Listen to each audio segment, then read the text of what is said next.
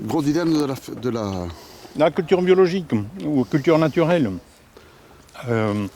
Là, c'est une vigne qui est hyper fragile parce que les pieds sont très vieux. Elle a été plantée pour le cheval à 1,70 m. Donc chaque fois qu'on passe, c'est traumatisant. Et par conséquent, les labours, eh bien, il faut les faire d'une façon très pensée. Conclusion, c'est pas la vigne la plus propre de Saint-Georges. Il y a de l'herbe qui pousse dedans, mais si on était passé en pleine végétation, on aurait accroché beaucoup plus de souches, on aurait cassé des rameaux, voire même cassé des souches. Donc tant pis, on a fait des choix. On a fait des choix qui ne sont pas des choix esthétiques, effectivement. Oui, mais l'esthétique, on s'en fout un petit peu quand même. Oui, non, mais bon, c'est vrai. Mais bon, le visiteur, il visite, il voit, oh, il y a de l'herbe. Oui, mais bon, il y a de l'herbe. Tu peux l'expliquer, c'est volontaire, s'expliquent. C'est la qualité qui va... Autrefois, cette vigne a été désherbée en totalité. Et même à cette saison, c'était nickel, c'était propre comme une cour d'école. À l'œil, c'était plus satisfaisant, mais à l'œil. Uniquement à l'œil. Il y a le problème de ce que voit l'œil et puis de ce qu'est la réalité des choses. Il faut voir au-delà. Voilà, au-delà. Et c'est cette sagesse, cette vision qu'ont les vignerons qui travaillent en naturel. L'ensemble des biodynamistes sont des gens qui savent s'accommoder de ce style de choses. Ça ne veut pas dire qu'ils aient toujours beaucoup d'herbe. Non, mais l'herbe en même temps, c'est le signe d'une vie biologique, d'une vie du sol. Voilà. Alors on a quand même voulu mettre du bleu dans les vignes. Tu sais que toutes les machines à vendanger sont bleues aujourd'hui. Hein. Donc on a bleu, le jeune moulay là, qui est là de dos, voilà, il symbolise la machine à vendanger. D'accord. Donc est-ce que toutes les vignes chez le domaine Henry sont ramassées à la main? Non, on fait 10 à 20% à la machine sur les cuvées les plus simples, et puis après tout le reste bien sûr est ramassé à la main. Voilà. On a une grosse majorité de gobelets, donc tous ces gobelets-là sont faits à la main. Et en plus, des vignes comme celles qu'on a vues, le Mayol, les Villavranchiens, les Chailles, quand on veut travailler à un haut niveau, faut pouvoir trier. Et la machine, elle trie pas. C'est un excellent outil, mais qui a ses limites.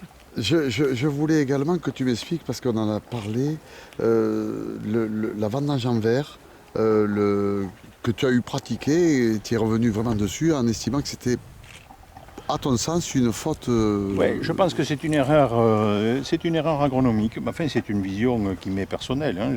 Oui, bien sûr. Je ne me pose pas en dogme pontifical sur les systèmes de régulation de la récolte. Pour moi, la récolte, elle se fait à la taille.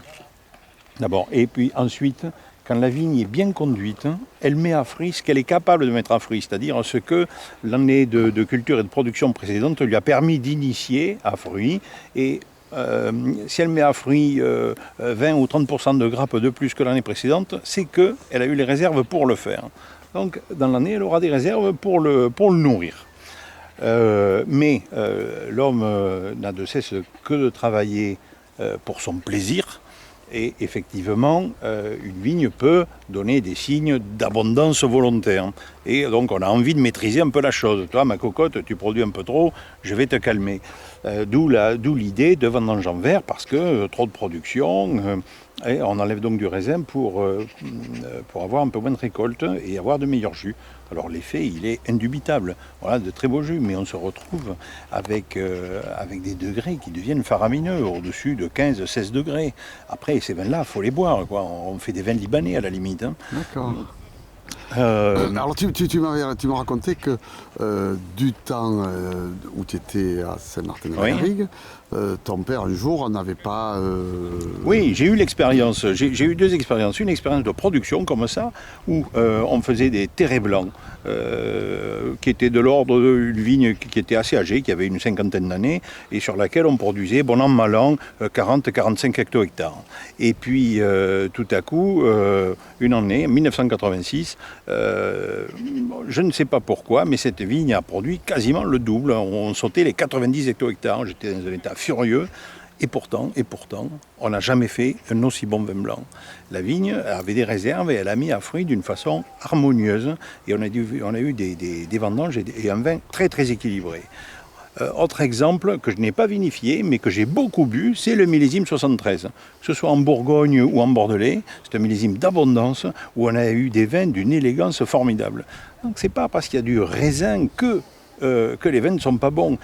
C'est sûr qu'aujourd'hui, les dégustations des chroniqueurs modernes nous invitent à goûter des choses hyper concentrées, patati patata. Pourquoi? Parce que c'est un peu le goût américain, mais moi je suis gaulois et le vin je le bois en mangeant, pas sur un canapé. Et ensuite, on le boit...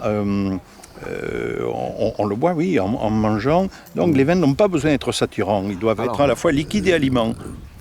J'ai bien aimé, ou du moins j'ai cru comprendre que ton idée tu substituais à la vendange en verre l'idée de la taille en verre. Oui, on pratique alors la taille en verre parce que je ne suis qu'un homme, donc on n'a pas oublié l'idée de vouloir réguler un peu ce que la nature nous donnait, parfois avec excès, parfois avec mesure. Et donc on a remplacé la vendange en verre par la taille en verre, c'est-à-dire que au lieu de laisser l'usine à photosynthèse totalement intacte, on enlève tout simplement les rameaux qui sont en trop. C'est-à-dire qu'à la taille, quand on laisse 5 coursons devraient donner 10 sarments portant récolte, pas plus. Et si au lieu, là j'en montre que 4, donc sur ces 4, si au lieu des 8, on en a 12 ou 13, eh bien ce qu'on appelle les doublons, les entrecœurs, eh bien, on les enlève. Et très souvent, ces doublons sont porteurs de récolte. Donc on enlève de la récolte, mais en même temps, on diminue l'usine à photosynthèse.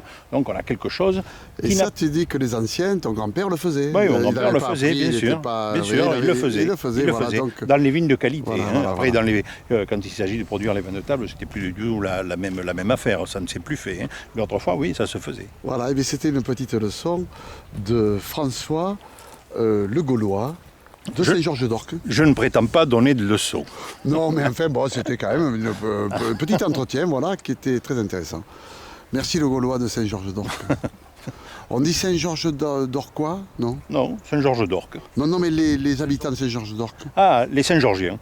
Les Saint-Georgiens? Oui, on oublie les orques. On oublie les orques. Bon, mais Laurence, merci pour ça. Oui, j'espère que vous avez passé un bon moment. Oui, on espère qu'on le refait l'an prochain, c'est à la même date, 6 octobre. Ok, Mathieu? Ça sera avec grand plaisir. Voilà. Oui, avec grand plaisir. Et espérons que nous rencontrerons une japonaise. En attendant, trinquons et buvons. Oui. À trinque fougasse, bien sûr. Si tu vois, qu'est-ce que je veux dire? Si tu vois, qu'est-ce que je veux dire? Tu vas au vendangeur là? Allez.